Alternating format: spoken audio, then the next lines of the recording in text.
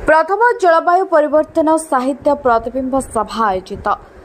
ओडिशार प्रथम जलवायु परिवर्तन साहित्य प्रतिबिंब सभा St Xavier public school Gatiroutpatna Cuttack ठारे कैबल्य साहित्य संसद तरफ आयोजित हो जायछि।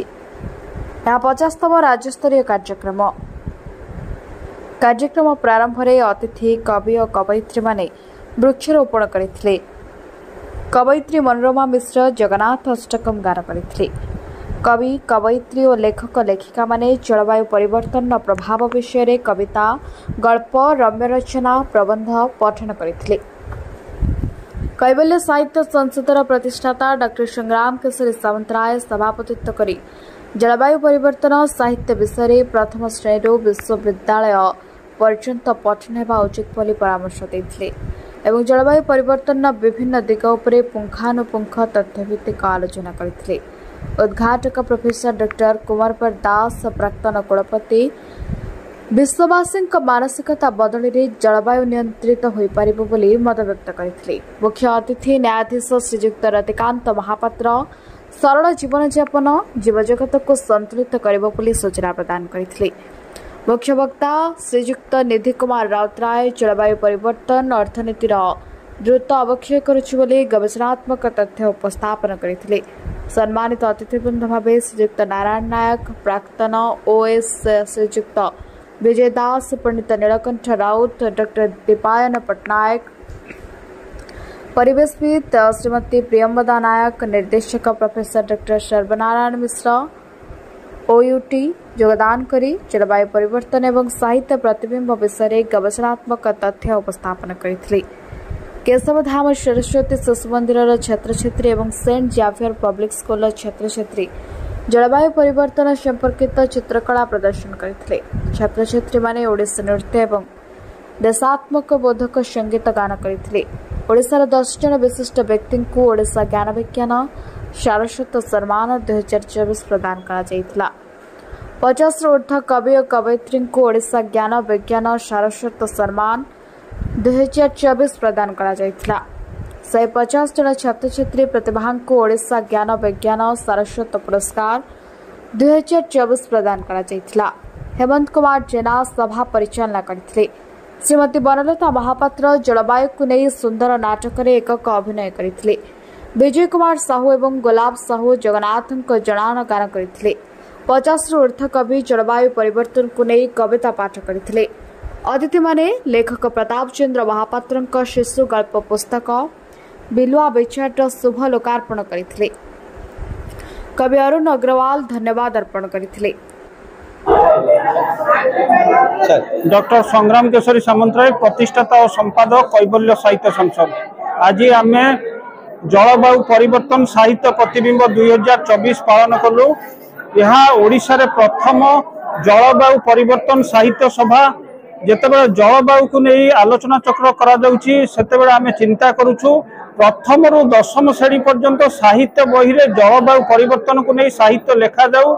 छोट छोट कोमलमती बालक बालिका माने जेतेबेले जलवायु परिवर्तन विषय रे साहित्य रे पढ़िबे सेतेबेले तांकर बौद्धिक चेतना जागृत होबो एवं सेमाने निजको प्रस्तुत करिवे जे उत्ताप वृद्धि पाउची ग्रीन हाउस इफेक्ट होउची ग्लोबल वार्मिंग होउची क्लाइमेट चेंज होउची ता पई सेमाने कार्य करिवे।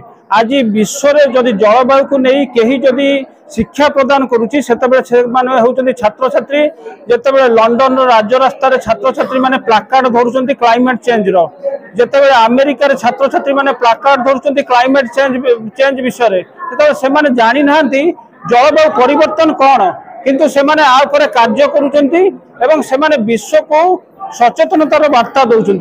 वर्तमान आम आध्यात्मिक साहित्य भितर जलवायु परिवर्तन को जोड़िलु। ओडिशार यह प्रथम साहित्य सभा एवं आगामी दिन में समस्त अनुष्ठान से भाव नुआ नुआ साहित्य सभा करंतु। कैबल्य साहित्य संसद पाखापाखि 12,000 साहित्यिक मानक कवि लेखक सारस्वत स्रष्टा समाजसेवी मानक संबर्धना प्रदान करी विश्व रेकर्ड पाई एवं जलवायु को नहीं प्रथम साहित्य सभा करी आमे आनंदित। आज ओडिशार न्यायाधीश योगदान करथिले एवं कुलपति प्राक्तन कुलपति योगदान करथिले। ओयूटीर आमर प्रोफेसर वरिष्ठ प्रोफेसर सर्वनारायण मिश्र सार योगदान करथिले प्रियकंठ राउ योगदान करथिले, दीपायन पटनायक परिवेशविद योगदान करथिले, ओडिशार विभिन्न वर्गर ज्ञानी गुणी लोक माने योगदान करथिले। एही कार्यक्रम संपूर्ण रूपे सफल होईछि। पाखापाखि आमे 100 रु 150 जन को संबर्धना प्रदान कलु। ओडिशा ज्ञान विज्ञान सारस्वत सम्मान प्रदान कलु जहा कि उत्साहित करिबो आगामी पीढ़ीर अधिवासी मानकु एवं समग्र विश्वर अधिवासी मानकु उत्साहित करिबो। नमस्कार, धन्यवाद। नारायण मिश्र कृषि वैषयिक विश्वविद्यालय कृषि अर्थनीति विभाग प्रोफेसर अच्छी। आज यही कैबल्य साहित्य जलवायु प्रतिबिंब 2024 रो महोत्सव संग्राम सामंतराय जो अध्यक्षतार जो सहयोगितार जो कार्यक्रमटा है प्रकृत में यहाँ गोटे बहुत महनीय कार्यक्रम। आज कार्यक्रम में बहुत ये सरस्वती बरपुत्र माने जो माने कि जलवायु परिवर्तन रे जो मानकर किसी भूमिका अच्छी जमीती कि कहले जे प्राक्तन कुलपति प्रोफेसर कुंवर दास आउ बहुत बुद्धिजीवी भी बहुत मतामत रखिले। आज भी बहुत प्रतिभा संपन्न व्यक्ति विशेष भी आज ए जोग देते। आ सर्वोपरि जो आम छात्र छात्री माने जो कुंबल मती ये पिला माने सेमानकर भी आज चित्रांकन प्रतियोगिता आउे जलवायु उपर भी क्विज कार्यक्रम होता। प्रकृत में जलवायु परिवर्तन रे समस्ते प्रभावित आम जानिथिबा जे पृथ्वीर जो 2024 मसीहार जो थिला स्लोगान जो वर्ल्ड एनवायरनमेंट डे रो save the soil save the climate एपरिकी गत वर्षर भी स्लोगान थिला जे beat the plastics save the climate. ये सब गुड़ाक बर्तमान तार बहुत माने बहुल भाव में प्रचार प्रसार भी दरकार। तेणु यहीटा गोटे सार्वजनिक भाव में यार उन्नति होगा दरकार। तल स्तर रु उपर स्तर पर्यंत भी रहा दरकार। आउ नीति निर्धारण स्तर भी तापाई प्राथमिकता देवा भी दरकार।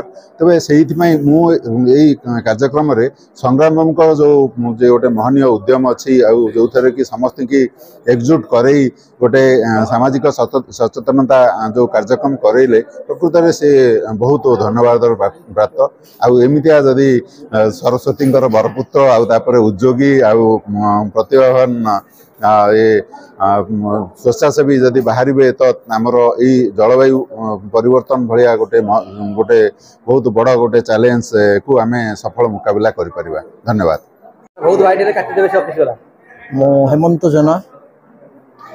हेमंत जेना संपादक राजश्री कला और साहित्य संसद।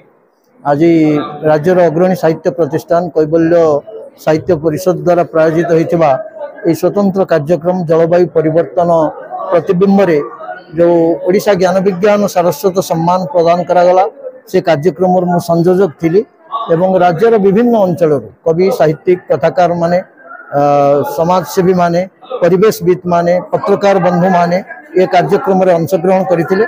कैबल्यर 50तम वार्षिक उत्सव रे सारस्वत संवर्धना कार्यक्रम रे ओडिशार जो कवि कथाकार साहित्यिक माने आस्ते से माने कार्यक्रम रे अंशग्रहण कले। जलवायु परिवर्तन संक्रांतीय कार्यक्रम रे सेंट जोसेफ स्कूल एवं सरस्वती शिशु विद्या मंदिर पिला माने मध्य चित्रांकन रे एवं विभिन्न साहित्य प्रतियोगिता रे भाग नहीं। समस्त को आज पुरस्कृत संवर्धित करागला।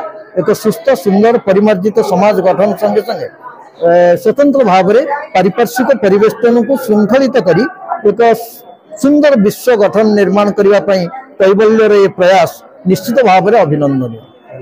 मु निधि कुमार राउतराय वर्तमान सेंट जॉन आंबुलांस ओडिशा शाखार अवैतनिक सचिव अच्छी। पूर्वर मु स्वतंत्र शासन सचिव अर्थ विभाग ओडिशा सरकार पाखे काम करुଥିଲି। मु वर्तमान चाकरी अवसर नेला परे जलवायु परिवर्तन एवं परिवेशर केमिति समृद्धि हम ता उपरे मु काम करुची। विगत 2022 रु 3 वर्ष होला मु तालमंजी निज उद्यम रे लगाउची पुरी रे एवं तार विभिन्न जगह रे हमर संग साथी सहित एवं आमे भाबुचु ओडिशा को प्रथमे कंधमाल जिला केमिति कार्बन न्यूट्रल करि परिबु 2030 सुधा। जदि होई परिबो ताले सेही मॉडल को फॉलो करी आमे मालकानगिरी एवं मयूरभंज जिला को भी कार्बन न्यूट्रल जिला करि परिबु। ता द्वारा ओडिशा समग्र विश्व रे जानिबे जे आमे परिवेश उपर किछि काम करूचु एवं हम काम करिवार आग्रह अछि। एवं एई जो साहित्य सभा को आमर सामंतराय बाबू कर आयोजन मुझे धन्यवाद देवी जे प्रथम थर लगुच भारत वर्ष पृथ्वी पृष्ठ जे आपनकर साहित्य सहित परिवेश को जोड़ी सब साहित्यिक माने जो माने उपस्थित अच्छा से माने परिवेश को नहीं विभिन्न गल्प कविता आज तो बहुत पाठ है भविष्य में गल्प कविता उपन्यास ताकू लिखे जहाद्वारा आमर भविष्य पीढ़ी पढ़ी से किसी लाभवान पाइबे।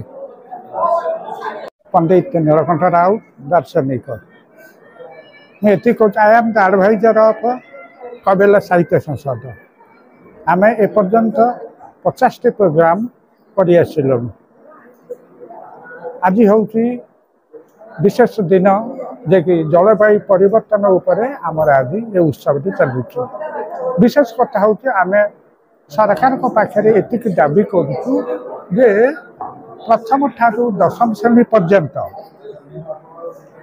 पुस्तक स्थानित हो जलवायु परिवर्तन उपर एवं परिवेश सचेतनता उपर परिवेश ठीक रहिले मनुष्य सुस्थ समाज गठन हो पार। प्रथम कथा हूँ परिवेश कहले आम कौन बुझु जल स्थल नदी एवं वन्य संपद एमानक ठारू ये जनसमाज खाद्य ग्रहण करुदियो आम आम मान से खाद्य दौची तेणु तार उपयुक्त संस्कार दरकार उपयुक्त परिवेश दरकार तेणु परिवेश को सफा करने आज आयोजन परिवेश किभली बढ़ुची ना विशेषकर जनसंख्या वृद्धि है आवश्यकता अनुजाई कल कारखाना खाद्य वस्त्र पोशाक आपाई भी कारखाना सृष्टि हम आवश्यकता ठारू अत्यधिक कल कारखाना सृष्टि होउची फल वायुमंडल विषाक्त होउची अंगारकाम्ल गैस बेसी होउची एवं अम्लजान विशेष भाव में अन्य समाज ग्रहण करि पारु नहीं। तेणु ता सहित आम कृषि उपर देखा कीटनाशक सार प्रयोग द्वारा खाद्य भी प्रदूषित होउची एवं जमी उर्वरता नष्ट होउची विशेषकर प्रदूषण खाली एतिक सीमित होना प्रदूषण होउची शब्द प्रदूषण आपन देखते विवाह व्रत जो डाकबाजी यंत्र जमी शब्द होउची लोक माने अतिष्ठ हो गले यार भी प्रदूषण होर निराकरण दरकार। तेणु सुस्थ समाज गठन करने को हेले आमको जनसचेतनता दरकार एवं विशेषकर स्कूल कॉलेज मानक अवेयरनेस रहा दरकार। शरीर पदा पदे कहूँ शरीर जल द्वारा शुद्ध हुए मन सत्य द्वारा शुद्ध हुए बुद्धि विवेक द्वारा शुद्ध हुए अतएव परिवेश सुस्थ रहिले मनीष सर्वांग सुंदर हुए एवं जाति भी सर्वांग सुंदर गठित।